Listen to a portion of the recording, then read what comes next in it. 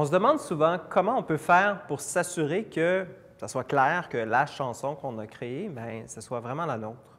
Puis éventuellement, si d'autres personnes prétendent avoir des droits sur votre chanson, bien, comment faire pour prouver que c'est la nôtre?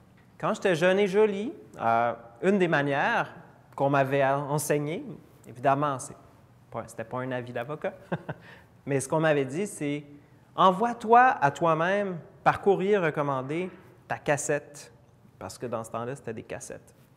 Et n'ouvre pas l'enveloppe et garde-la en lieu sûr. Comme ça, si un jour quelqu'un prétend avoir des droits sur une chanson, soi-disant la tienne, tu pourras faire ouvrir l'enveloppe devant un juge, magistrat, etc.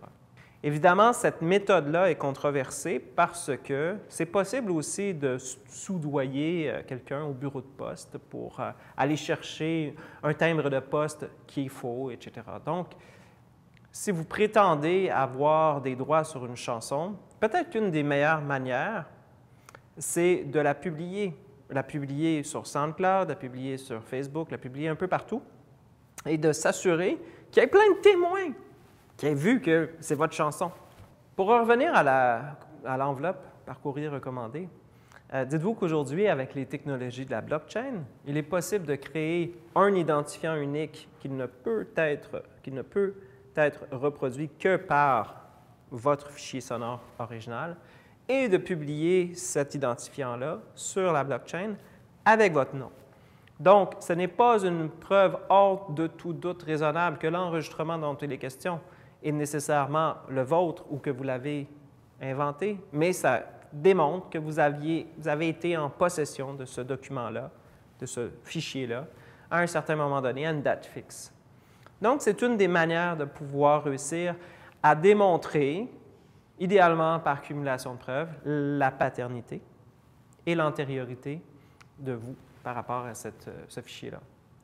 Maintenant, est-ce qu'il y a des moyens d'empêcher que les gens copient votre fichier? Ben, ça, c'est une autre histoire.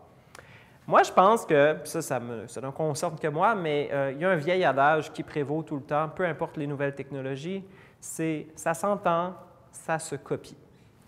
Alors, on pourra créer les verrous numériques qui empêchent X, Y ou Z d'exécuter le fichier quelconque. En bout de ligne, il y aura toujours un moyen de pouvoir contourner ces verrous-là. On appelle ça des DRM ou des Digital Right Management en anglais.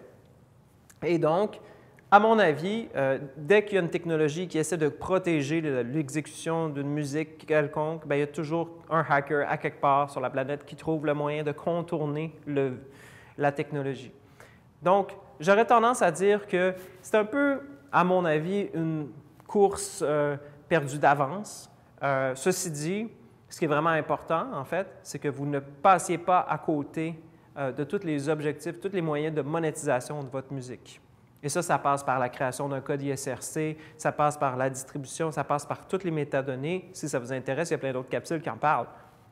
Et donc, j'aurais tendance à vous dire, concentrez-vous plutôt à monétiser ce qui est monétisable plutôt que de vouloir protéger à tout prix quelque chose qui se protège que très mal dans l'environnement numérique.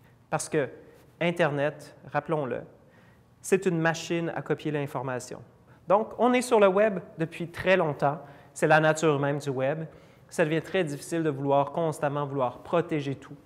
Donc, concentrez-vous sur ce que vous contrôlez réellement, c'est-à-dire les expériences, les primeurs, les exclusivités, la relation que vous avez avec vos fans. Ça, personne ne va pouvoir le copier jamais.